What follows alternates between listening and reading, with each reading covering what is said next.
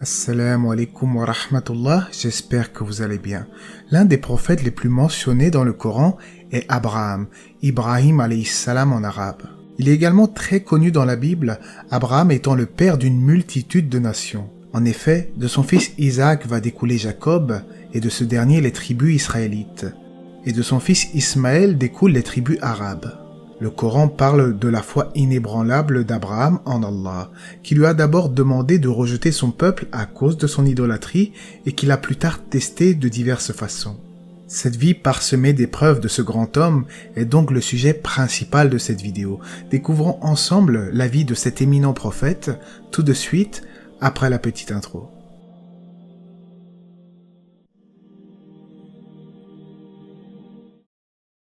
En islam, Abraham, est décrit comme un pur monothéiste qui appelait son peuple à l'adoration exclusive d'Allah, seul et sans associé. Ce strict monothéisme n'est pas sans lui faire subir diverses épreuves. Il se voit obligé de se dissocier de sa famille et de son peuple en émigrant au loin. Il se résigne aux ordres divins par lesquels il est testé, mais par lesquels aussi il démontre à chaque fois sa grande fidélité envers lui.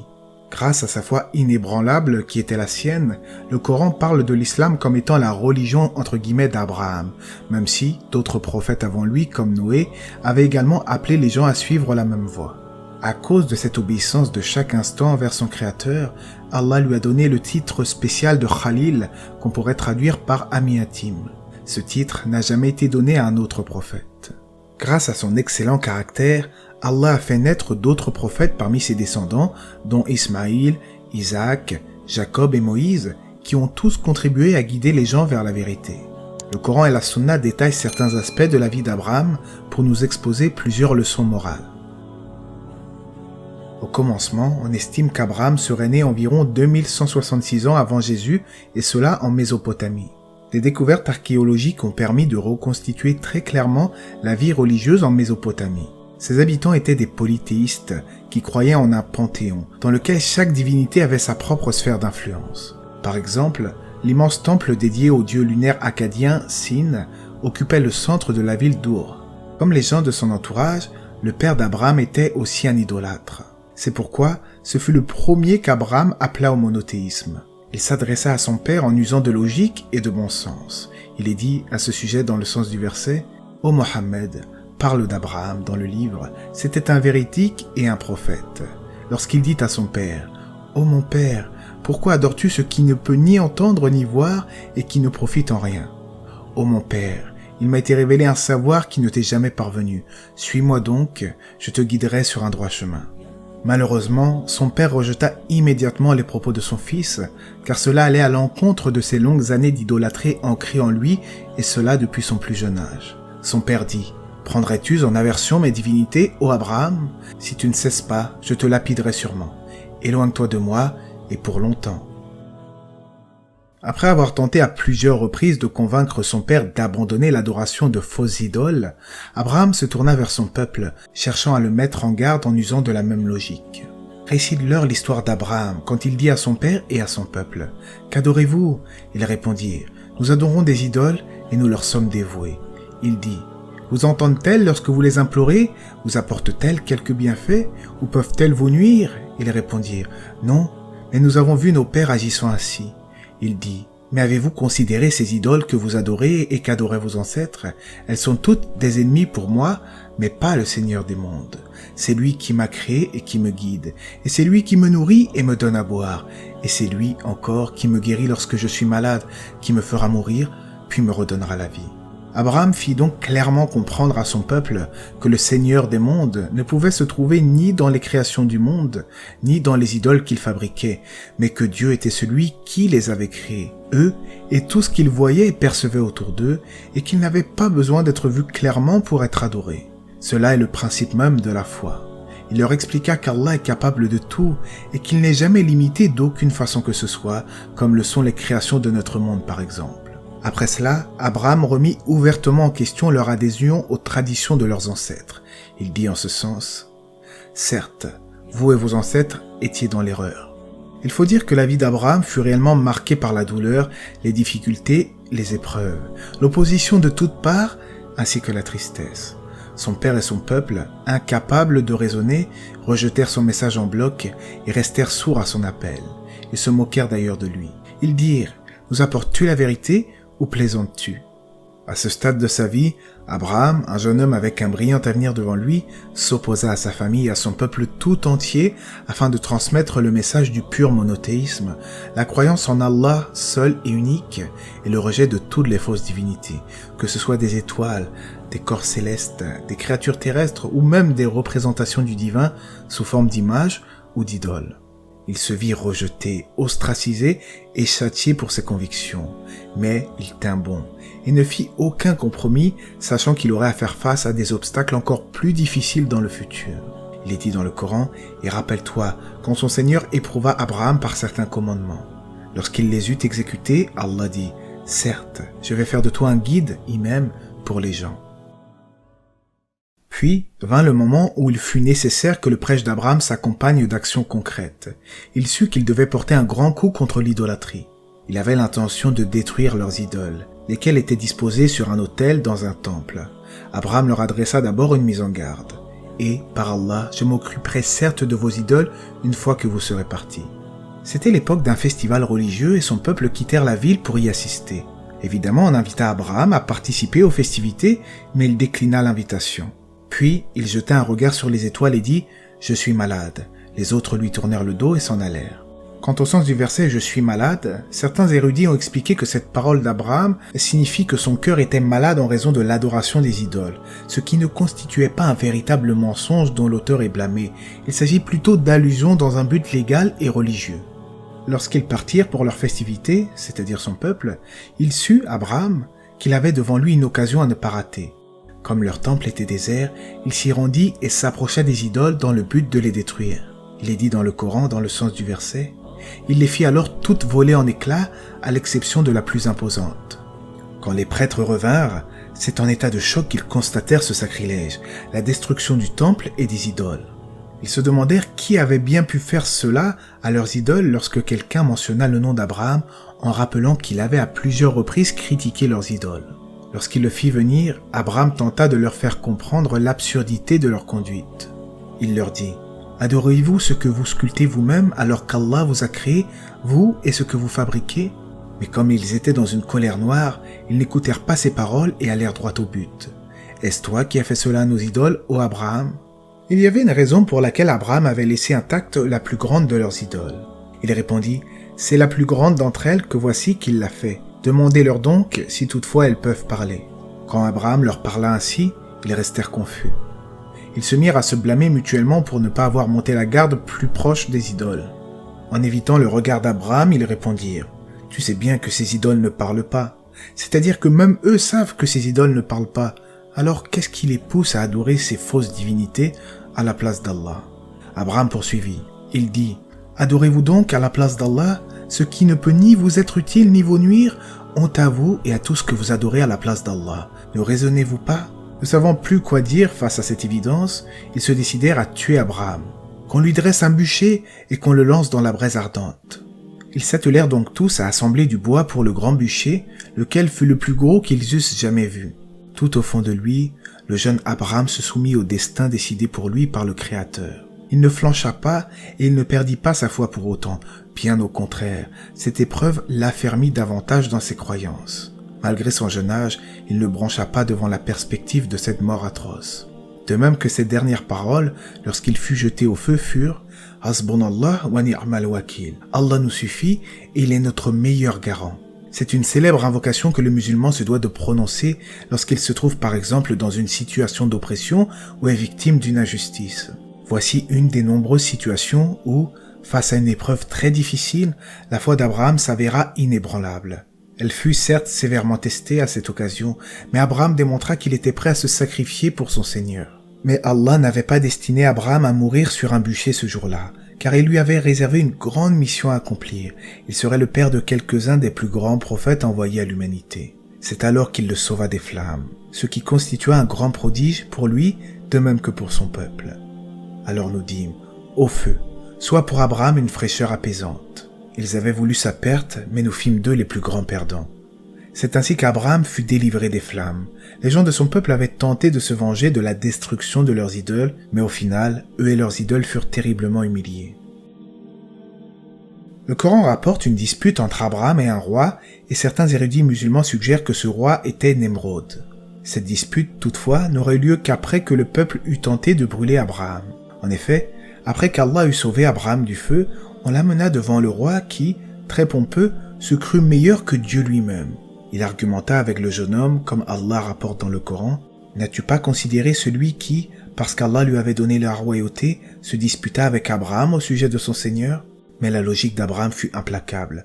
Abraham lui dit, « Mon Seigneur est celui qui donne la vie et la mort. » L'autre répondit, « Je donne aussi la vie et la mort. » Le roi fit ensuite venir 2 hommes condamnés à mort. Il en libéra un et il va condamner l'autre à mort afin de démontrer qu'il a le pouvoir, soi-disant, de donner la vie et la mort. Cette réponse du roi était tout à fait déplacée, absurde et ridicule. Alors Abraham ne perdit pas de temps à débattre avec lui et lui sortit un argument tranchant qui le réduit au silence.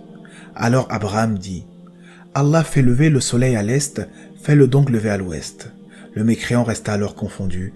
Allah ne guide point les gens injustes. Après des années passées à appeler son peuple au tawhid, au monothéisme pur, et à se voir rejeté à chaque fois, Abraham reçut l'ordre d'Allah de se dissocier de sa famille et de son peuple. Il faut savoir qu'au moins 2 personnes de sa famille répondirent toutefois à son appel, Lot, son neveu, et Sarah, son épouse. Abraham émigra donc en compagnie des croyants qui étaient avec lui. Lot eut foi en son message. « Je quitte ma demeure pour chercher refuge auprès de mon Seigneur, dit Abraham, car c'est lui le Tout-Puissant, le Sage. » Ils immigrèrent donc vers une terre bénie, le pays de Canaan. Abraham demeura plusieurs années au pays de Canaan, allant de ville en ville, inviter les gens à croire en Allah et à prêcher le message. En Palestine, Sarah et Abraham étaient toujours sans enfants. Comme Sarah ne pouvait pas avoir d'enfants, elle suggéra à Abraham de prendre une servante, Hajar, comme concubine. On dit qu'Hajar était d'origine égyptienne. C'est donc de l'union d'Hajar et de Ibrahim, Abraham, que va naître Ismaïl alayhi salam, Ismaël. Alors qu'Ismaël était toujours au sein, Allah mit la foi d'Abraham à l'épreuve en lui ordonnant d'amener Hajar et Ismaël dans la vallée désertique de Bakka, plus tard appelée Mecca. Ce fut encore une épreuve très difficile. Lui et sa famille avaient attendu de longues années pour avoir un enfant, et juste au moment où leurs yeux brillaient de bonheur à la vue de leur fils, Allah leur ordonnait de s'exiler dans une contrée lointaine et désertique avec un climat hostile. À cet effet, Abraham, après être resté à cet endroit quelque temps en compagnie de Hajar et d'Ismaël, va devoir les quitter, en leur laissant une petite outre remplie d'eau et un sac plein de dattes. Comme il se mettait en marche sans se retourner, et en laissant derrière lui Hajar et Ismaël, Hajar fut pris d'inquiétude. Elle s'élança en sa direction et dit « Abraham, où vas-tu et pourquoi nous laisses-tu dans cette vallée désertique où il n'y a personne pour nous tenir compagnie ?» Abraham pressa le pas et Hajar demanda à nouveau « Est-ce Allah qui t'a demandé d'agir ainsi ?» Abraham s'arrêta, se retourna et dit « Oui ». Rassuré par sa réponse, Hajar de rétorquer « Abraham, entre les mains de qui nous laisses-tu » « Je vous laisse entre les mains d'Allah, répondit-il. Hajar se soumit alors au décret divin et dit « Alors je suis heureuse de demeurer avec Allah. » Elle retourna donc vers Ismaïl, tandis qu'Abraham s'éloignait au loin, poursuivant son chemin jusqu'à un col étroit dans la montagne où nul ne pouvait plus le voir. Il s'arrêta et invoqua Allah. « Seigneur, j'établis une partie de ma descendance dans une vallée incultivable près de ta maison sacrée, ô Seigneur, afin qu'ils y accomplissent la prière. Fais en sorte, Seigneur, de leur gagner des sympathies parmi les hommes et nourris-les des fruits afin qu'ils soient reconnaissants. » Mais bientôt, les réserves en eau et en dattes de Hajar s'épuisèrent et son inquiétude commença à augmenter. Incapable d'étancher sa soif ou même d'allaiter son enfant, elle se mit à chercher de l'eau. Laissant Ismaël sous un arbre, elle entreprit d'escalader la pente abrupte d'une colline située tout près, espérant apercevoir une caravane au loin. C'est alors qu'elle parcourut 7 fois entre les 2 collines connues aujourd'hui sous les noms de As-Safa et Al-Marwa, cherchant un signe qui pourrait lui indiquer la présence d'eau ou alors une caravane. Fatiguée, désespérée, elle entendit soudain une voix sans pouvoir en situer la provenance. Puis, baissant le regard vers la vallée, elle vit l'ange Gabriel, Djibril alayhi salam se présenter tout près d'Ismaël. L'ange creusa alors avec son talon et de l'eau en jaillit. C'était un véritable miracle. Hajar s'élança en sa direction et tenta de creuser un petit bassin autour de la source afin de rien en perdre et elle remplit son outre. « Ne crains pas d'être abandonné, lui dit l'ange, car ici se trouve la maison d'Allah, qui sera construite par ce garçon et son père, et jamais Dieu n'abandonne ses serviteurs. » Cette source, appelée Zamzam, coule encore de nos jours dans la ville de la Mecque, située en Arabie Saoudite. C'est peu de temps après que la tribu de Jurham, en provenance du sud de l'Arabie, s'arrêta dans la vallée de la Mecque, après avoir vu, chose peu commune en ce lieu, un oiseau survoler cet endroit avec insistance, ce qui pouvait indiquer une présence de source d'eau. Ils finirent donc par s'installer à la Mecque et Ismaïl grandit parmi ces gens. Près de 10 ans se sont écoulés après qu'Abraham avait laissé Hajar et son bébé Ismaël à la Mecque entre les mains d'Allah. À son retour à la Mecque, il fut étonné de trouver l'endroit bien différent de ce qu'il avait laissé. La joie des retrouvailles fut vite interrompue par une épreuve ultime que son Créateur allait lui soumettre pour tester sa foi. En rêve, Allah ordonna à Abraham de sacrifier son fils, celui qu'il avait eu après des années de prière et qu'il venait de retrouver après 10 ans de séparation, à savoir son fils Ismaël. Ce n'est donc pas Isaac qui fut le sacrifié comme le prétendent les gens du livre. Abraham parla de son rêve à son fils Ismaël et lui demanda s'il comprenait bien ce qu'Allah lui ordonnait de faire. Nous lui annonçâmes donc la bonne nouvelle de la naissance d'un fils patient et indulgent. Et lorsque son fils fut en âge de l'accompagner, Abraham dit « Mon cher fils, je me suis vu en songe en train de te sacrifier. Vois un peu ce que tu en penses. » Son fils dit « Mon cher père, fais ce qui t'est commandé, et si Allah le veut, tu me trouveras du nombre de ceux qui sont patients. » Si n'importe quelle personne entendait son père lui dire, suite à un rêve, qu'il doit être sacrifié, il est évident que la personne serait prise d'une grande panique et remettrait en question la santé mentale de son père. Mais Ismaïl connaissait la position qu'occupait son père auprès de son Créateur, il était donc prêt à se soumettre à la volonté divine. Par la suite, Abraham amena donc son fils à l'endroit où il devait être sacrifié et l'allongea face contre terre. Allah décrit ce moment de soumission totale en des termes poignants. Puis, quand tous deux se furent soumis à Allah et qu'Abraham eut jeté son fils front contre terre, voilà que nous l'appelâmes. Juste au moment où Abraham approcha le couteau de son fils, une voix l'arrêta. « Ô Abraham, tu as réalisé ce que tu avais vu en songe. C'est ainsi que nous récompensons les bienfaisants. Ce fut vraiment une rude épreuve. » Finalement, Ismaïl fut remplacé par un mouton pour l'offrande. Et nous rachetâmes l'enfant par une offrande considérable. C'est cette soumission et cette confiance absolue en Allah que commémorent chaque année des millions de musulmans durant l'Aïd al-Adha, la fête du sacrifice. Plus tard, Abraham retourna en Palestine, où il reçut la visite d'anges venus leur annoncer, à lui et à sa femme Sarah, la bonne nouvelle d'un fils qui s'appellerait Isaac. Nous t'apportons la bonne nouvelle de la naissance d'un garçon plein de sagesse. C'est au cours de cette même visite des anges qu'ils apprirent la destruction imminente du peuple de Lot. Pour récapituler, Abraham a donc eu un enfant avec Hajar, c'est-à-dire Ismaël, d'où découlent les tribus arabes. Puis, il a eu un enfant avec Sarah, Isaac, d'où découlent les tribus israélites. Après plusieurs années de séparation, le père et le fils se retrouvèrent finalement à la Mecque. C'est au cours de ces retrouvailles qu'ils bâtirent, sous ordre d'Allah, la Kaaba, qui sera un sanctuaire pour l'humanité. Certains avis suggèrent que la Kaaba existait déjà avant le prophète Abraham et qu'il fut chargé de la rénover à partir de ses fondations, et Allah sait mieux. Ils entamèrent la construction dans ce même désert hostile où Abraham avait laissé Hajar et son fils des années auparavant, dans ce même lieu où ils avaient prié Allah d'en faire un endroit où les gens le prieraient et où nul n'adorerait d'idole. Il est dit dans le sens du verset, « Et rappelle-toi quand Abraham dit, « Seigneur, fais de cette cité un lieu sûr et préserve-moi, ainsi que mes enfants, de l'adoration des idoles. Seigneur, les idoles ont égaré beaucoup de gens, quiconque me suit est des miens, et quiconque me désobéit, c'est toi le pardonneur, le miséricordieux. » Abraham et Ismaël allaient donc établir la maison d'Allah, un lieu d'adoration en direction duquel tous les musulmans se tourneraient un jour pour prier, mais également un lieu de pèlerinage. Plusieurs versets dans le Coran décrivent d'ailleurs le caractère sacré de la Kaaba et la raison pour laquelle elle a été construite. Et rappelle-toi, lorsque nous fîmes de la maison, à la Mecque, un refuge et un sanctuaire pour les gens, en disant « Adoptez comme lieu de prière ce lieu où se tint Abraham pour prier. » Et nous commandâmes à Abraham et Ismaël « Purifiez ma maison pour ceux qui circulent autour et ceux qui y méditent, qui s'y inclinent et s'y prosternent en prière. » La Kaaba est le premier lieu d'adoration construit pour toute l'humanité, un lieu béni et une direction pour l'humanité. Dans un hadith, il est dit « En vérité, ce lieu a été fait sacré par Allah le jour où il a créé les cieux et la terre, et il demeurera sacré jusqu'au jour du jugement. » Abraham pria également Allah de faire naître un prophète parmi la descendance de son fils Ismaël, laquelle allait peupler cette contrée comme la descendance d'Isaac allait peupler le pays de Canaan. Seigneur, envoie parmi eux un messager qui sera un des leurs, qui leur récitera tes révélations, leur enseignera le livre et la sagesse et les purifiera. Certes, c'est toi le puissant, le sage. La prière d'Abraham pour un prophète issu de la descendance d'Ismaël se réalisa plusieurs milliers d'années plus tard quand Allah fit de Mohammed, alayhi salatu wassalam, un prophète. Et comme la Kaaba à la Mecque avait été choisie par Allah pour être un sanctuaire pour toute l'humanité, de même le prophète Mohammed de la Mecque fut envoyé à l'humanité tout entière.